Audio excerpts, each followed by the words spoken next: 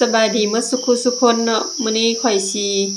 มาผัดหมักถั่วเบอเนาะแต่ว่าเป็นหมักถั่วเบอสีม่วงเนาะพอดี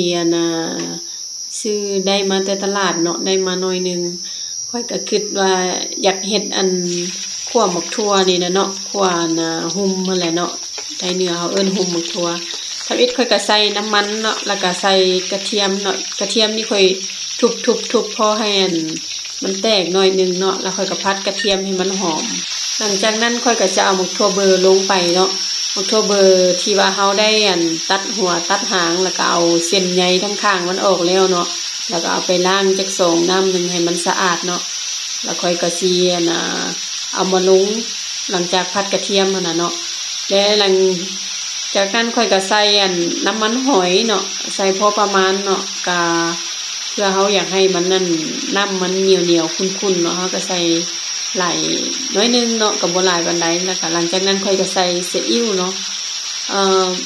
ค่อยจะบ่ได้ใส่เครื่องปรุงอีหยังหลายเนาะใส่แต่น้ำมันหอยซีอิ๊วแล้วก็น้ำตาลเนาะน้อยนึงค่อยก็พัดไปเห็นว่าทุกคนเวลาเฮาพัดปิ้นมันขึ้นมาน่ะจากหมักถั่วเบอร์ที่ว่ามันเป็นสีม่วงๆเนาะเวลามันมาถึงความร้อนมันก็จะกลายเป็นสีเขียวงามๆคือกันกับหมักถั่วเบอร์สีเขียวนั่นแหละเนาะทุกคนก็เป็นทำอิฐค่อยคิดว่าโอ้ยมันสิเป็นสีม่วงคือเก่าบ่แบบเวลาเอามาพัดจะได้เป็นสีเขียวคือกันเนาะค่อยบ่มั่นใจย่านมันบ่แซ่บค่อยก็เลยแถมน้ำปลาใส่หยดนึงเนาะน้อยนึงนั่นแหละถ้าแถมหลายค่อยก็ย่านมันเค็มเนาะเพราะว่าบ่ค่อยมักกินเค็มเนาะก็มักกินธรรมดาหั่นแหละเนาะก็เลยยัดใส่น้อยนึงสิบ่ได้ใส่อีหยังหลายเนาะก็มีน้ำมันหอยเนาะแล้วก็มีซีอิ๊วแล้วก็มีน้ำตาลแล้วก็น้ำปลาน้อยนึงเนาะคิดว่าประมาณนี้ก็น่าจะได้แล้ว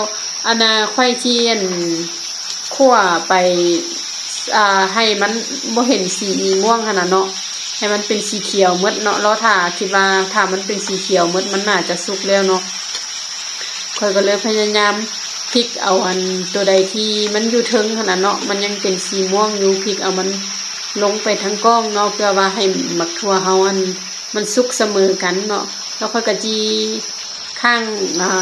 หุ่มปะไว้อยู่ประมาณนั้น